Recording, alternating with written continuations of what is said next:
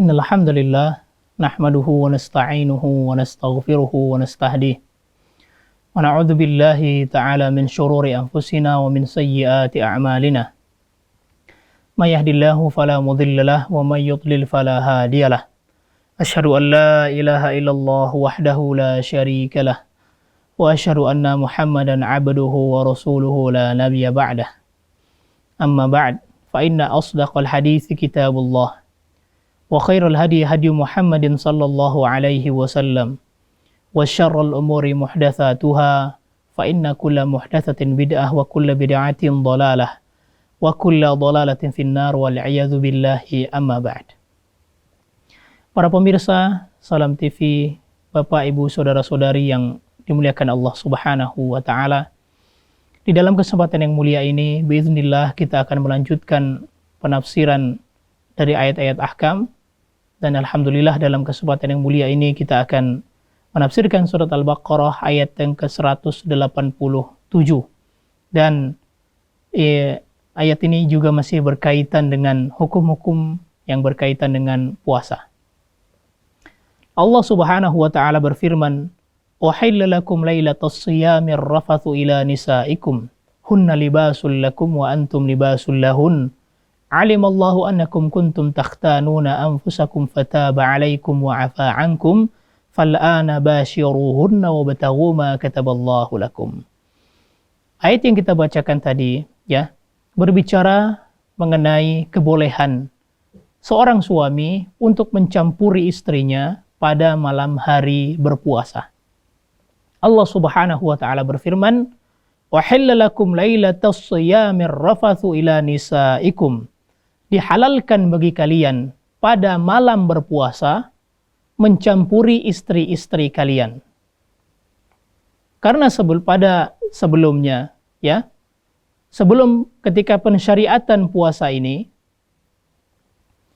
begitu juga para umat-umat terdahulu, terdapat larangan untuk mencampuri istri pada malam puasa. Kemudian Allah Subhanahu wa taala menghalalkannya untuk kita semua. Uhilla lakum lailatas shiyamir rafathu ila nisaikum. Maka pada malam hari seorang suami boleh mencampuri istrinya. Sedangkan pada siang hari Ramadan, maka ini tentu tidak diperbolehkan.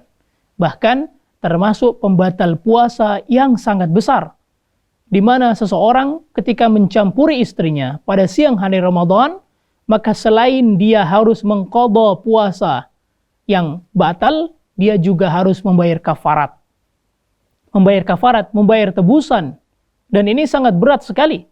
Di mana orang yang mencampuri istrinya pada siang hari di bulan Ramadan, maka dia harus melakukannya secara berurutan. Pertama yang harus dia lakukan adalah memerdekakan seorang budak. Apabila tidak mampu atau apabila budak tersebut tidak ada, maka yang harus dia lakukan adalah berpuasa selama 2 bulan berturut-turut. Apabila hal tersebut tidak mampu dia lakukan, maka dia harus memberi makan 60 orang miskin. Ini menunjukkan bahwa melakukan hubungan suami istri pada siang hari di bulan Ramadan merupakan salah satu keharaman yang sangat besar. Tetapi Allah Subhanahu wa taala memberikan keringanan di malam hari, di mana seseorang boleh mencampuri istrinya. Hunna libasul lakum wa antum libasul lahun. Ayat ini merupakan illah atau alasan mengapa diperbolehkan mencampuri istri pada malam hari di bulan Ramadan. Allah menyebutkan hunna libasul lakum. Istri-istri kalian itu merupakan pakaian untuk kalian dan kalian juga merupakan pakaian untuk istri-istri kalian. Ya. Yang disebut dengan pakaian yaitu as-satr, sesuatu yang menutup. Ya, sesuatu yang menutupi. Maka disebutkan di sini mengapa seorang suami menjadi pakaian untuk istrinya dan istrinya juga menjadi pakaian untuk suaminya, ini menutupi, li'anna kulla wahidin minhuma sitrun li sahibihi minal fujuri wa yughnihi 'anil haram. Karena salah satu dari keduanya, dari suami ataupun istri, ini merupakan penghalang, penutup bagi yang lain untuk melakukan perbuatan yang haram. Ya, suami hendaklah mencukupkan diri dengan istrinya. Apabila dia membutuhkan kebutuhan biologis, dia tunaikan bersama istrinya. Begitu pula seorang istri ketika dia membutuhkan suaminya, maka hendaknya dia tunaikan kepada suaminya, sehingga masing-masing dari mereka menjadi satar, yaitu menjadi penutup dari melakukan perbuatan dosa. Para pemirsa yang dimuliakan Allah Subhanahu wa taala. Alimallahu annakum kuntum takhtanuna anfusakum fataba 'alaikum wa 'afa 'ankum. Allah mengetahui bahwa kalian tidak akan mampu menahan diri kalian. Ini merupakan keringanan dari Allah Subhanahu wa taala bahwa seseorang membutuhkan istrinya. Istri juga membutuhkan suaminya, maka Allah mengetahui hal tersebut. Oleh karena itu diperbolehkan mencampuri istri pada malam hari pada bulan Ramadan. Kemudian Allah berfirman, "Fal'ana basyiruhunna wabtaghu ma kataballahu lakum." Maka sekarang campurilah mereka. Di sini menunjukkan bahwa sebelumnya mencampuri istri itu tidak diperbolehkan, tetapi sekarang campurilah mereka. Wabtaghu ma kataballahu lakum, dan carilah apa yang ditetapkan Allah untuk kalian. Maksudnya apa? Dengan mencampuri istri kalian, maka niatkanlah beribadah kepada Allah Subhanahu wa taala. Itu tuh yang pertama. Kemudian cari jugalah keturunan. Ya, keturunan. Kemudian selanjutnya adalah menjaga kehormatan, menjaga diri dari sesuatu yang haram. Itulah di antara alasan mengapa seseorang diperbolehkan mencampuri istrinya pada malam hari di bulan Ramadan.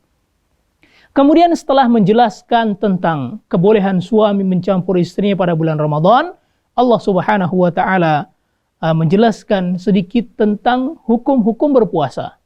Wa kulu washrabu hatta yatabayyana lakumul khaytul abyadu minal khaytil aswadi minal fajr, thumma atimmus shiyama ilal lail.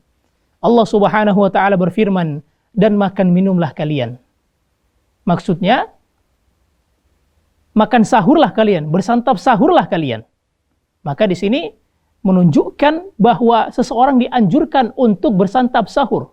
Rasulullah Shallallahu Alaihi Wasallam bersabda, "Tasahharu, fa inna fis sahuri barakah." Makan sahurlah kalian, karena sesungguhnya di dalam makan sahur tersebut terdapat keberkahan. Maka makan minumlah kalian sampai tampak bagi kalian perbedaan antara benang putih dan benang hitam, yaitu fajar. Yang dimaksudkan di sini bukanlah dengan menghadirkan satu benang yang berwarna putih, satu benang yang berwarna hitam. Tidak demikian. Tetapi yang dimaksudkan di sini adalah benang hitam dan benang putih di langit. Maksudnya apa? Makan minumlah kalian sampai jelas bagi kalian terbitnya fajar shadiq. Karena ketika fajar shadiq telah terbit, maka tampaklah di ufuk timur dari langit tersebut, yaitu warna putih yang warnanya agak kekuning-kuningan, yang menunjukkan bahwa telah masuk waktu fajar. Apabila telah masuk waktu fajar, maka tentu tidak boleh bagi orang untuk bersantap sahur lagi, harus mulai menahan berpuasa. Para pemirsa yang dimuliakan Allah Subhanahu wa taala. Maka kita makan sahur sebelum terbit fajar. Kemudian Allah berfirman, "Tsumma atimmus shiyama ilal lail." Dan hendaklah kalian sempurnakan puasa tersebut sampai malam hari. Di sini menunjukkan batasan orang tersebut berpuasa, yaitu dari terbit fajar sampai terbenam matahari. Inilah syariat puasa di dalam Islam, sehingga tidak ada kemudian istilah yang disebut dengan puasa setengah hari, tidak ada.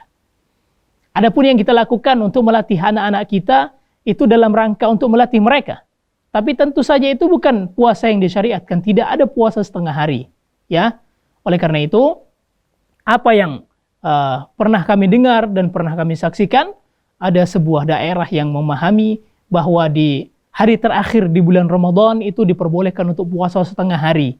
Maka itu tentu tidak benar, karena syariat puasa dari terbit fajar sampai terbenam matahari, ya. Itulah batasan yang harus diketahui. Para pemirsa yang dimuliakan Allah Subhanahu wa taala. Kemudian Allah berfirman, "Wala tubashiruhunna wa antum 'akifuna fil masajid." Dan janganlah kamu mencampuri istri-istri kalian sedangkan kalian sedang beriktikaf di masjid. Secara ringkas Allah Subhanahu wa taala di sini menjelaskan kepada kita adanya syariat i'tikaf.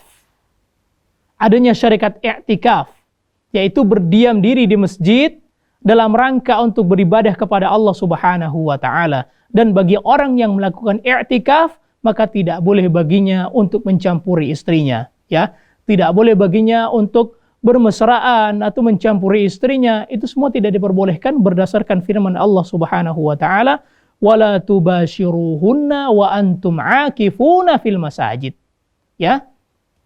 Para pemirsa yang dimuliakan Allah Subhanahu wa taala. Kemudian Allah melanjutkan, tilka hududullah. Itulah batasan-batasan dari Allah. Tilka menunjukkan, tilka yaitu yang sudah disebutkan seperti tidak boleh makan, tidak boleh minum berpuasa Ramadan, ya. Kemudian wal jima', begitu juga tidak boleh mencampuri istri dan hal-hal yang lain yang merupakan pembatal-pembatal puasa. Ya, begitu pula tidak boleh mencampuri istri ketika sedang i'tikaf. Itu semuanya merupakan batasan-batasan yang ditetapkan Allah Subhanahu wa taala. Maksudnya apa? Itulah batasan yang tidak boleh kita lewati. Ya. Jadi ketika kita makan sahur, batasnya adalah sampai terbit fajar. Kemudian tidak boleh mencampuri istri, baik ketika puasa ataupun ketika i'tikaf. Tilka hududullah fala taqrabuha. Maka janganlah kalian mendekatinya. Mendekati keharaman itu saja tidak boleh, maka apalagi melakukannya. Kemudian Allah berfirman, "Kadzalika yubayyinullahu ayatihi linnas." Demikianlah Allah menjelaskan tanda-tanda kekuasaannya kepada manusia agar mereka bertakwa. Maka Allah memerintahkan kepada kita berpuasa. Syariat ini semuanya dalam rangka agar kita meraih ketakwaan. Agar kita meraih ketakwaan, maka hendaklah kita lakukan secara ikhlas dan penuh mengharap pahala dari Allah Subhanahu wa taala agar kita meraih derajat takwa tersebut. Insyaallah akan kita lanjutkan setelah yang berikut ini.